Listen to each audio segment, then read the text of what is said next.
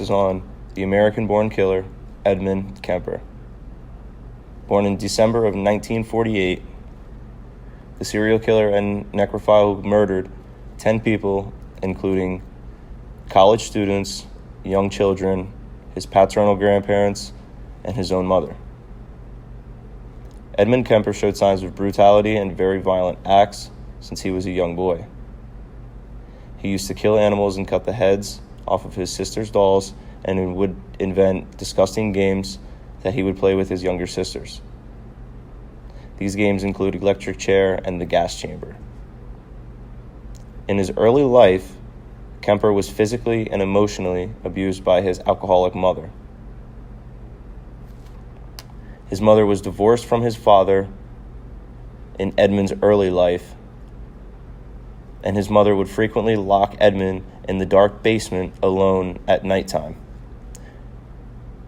She did not like Edmund. Edmund had reminded her of his father, so through the bad treatments, Edmund grew to hate his mother. As a child, he used to stalk his second-grade teacher while carrying his father's bayonet. Another incident of violent acts as a kid was when he was 10 years old.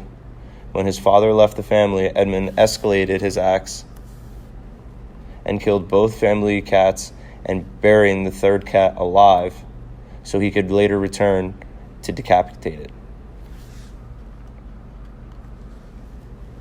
At the age of 14 years old, he had ran away in search of his father, but in some time he was found and sent back to live with his grandparents in North Folk, California. Edmund had expressed his disliking of his grandmother, and this was because she reminded him of his mother. Kemper had stated that his grandmother had abused him, just like so his mother. And in 1964, 15-year-old Edmund Kemper had shot his grandmother in the head with his father's shotgun and had killed her.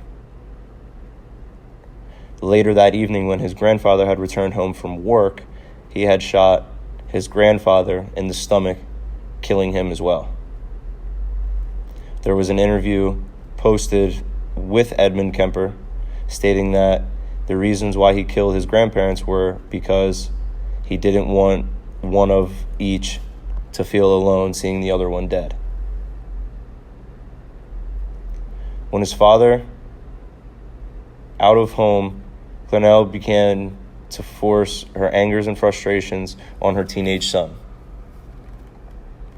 claiming that he was going to hurt his sisters, and those were the reasons of locking him in the basement.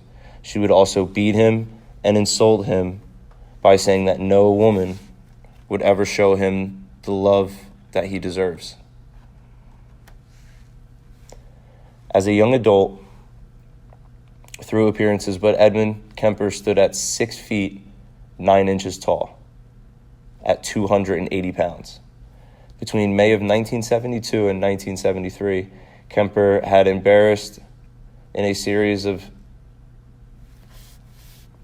6 killings. These killings involved female college students getting picked up for rides where he would take them to an undisclosed location, and he would kill these young ladies, and he would rape them, and then he would cut the heads off these young ladies, and he would then begin to have oral sex with the heads of these young ladies. When he was done, he would collect these heads and he would leave them in his apartment, where in later some time he would hang these heads up and use them as dartboards. After some time, Kemper had realized what his end goal was, and this was in killing his mother.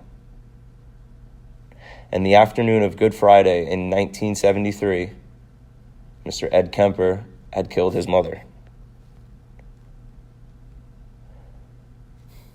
He had repeatedly hit her in the head with a claw hammer until she stopped moving. In the same day, Edmund had strangled his mother's best friend, resulting in killing her too. When he was done with the job, he had taken these women upstairs in his house and he would have sex with their dead bodies. Once he was done, he would do the same thing as he did with these college students, and he would decapitate the head. Later in that evening, Edmund Kemper had casually called the law enforcement and confessed about what he had just done.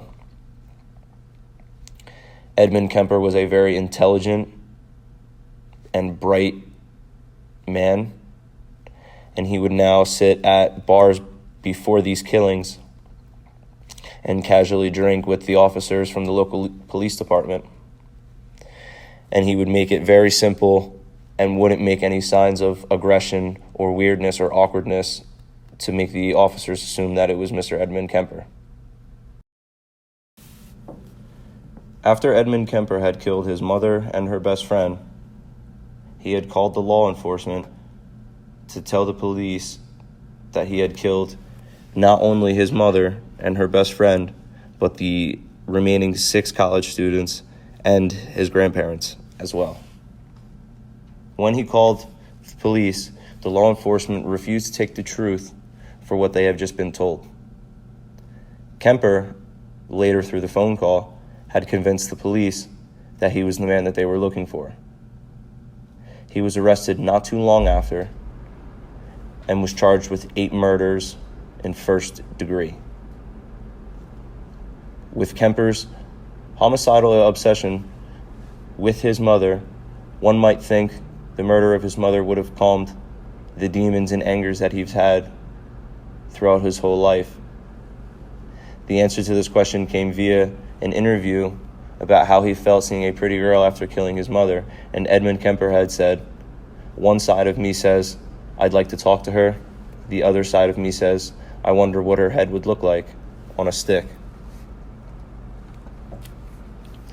Currently, Edmund Kemper is still in prison and serving the 8 concurrent life sentences.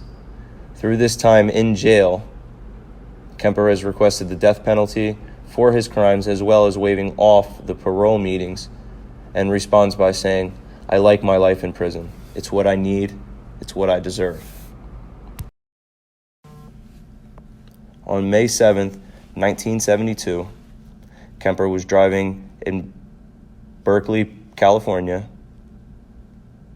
where he picked up 2 18-year-old hitchhiking students from Fresno State University, one being Marianne Pess and Anita Mary Lucchesa,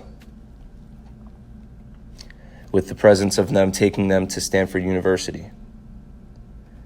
As well as these 2 college students going missing, Edmund Kemper had also killed a 15-year-old Akio Ku and Cindy Shao, who is an 18-year-old babysitter who is currently paying for her tuition at Stanford University.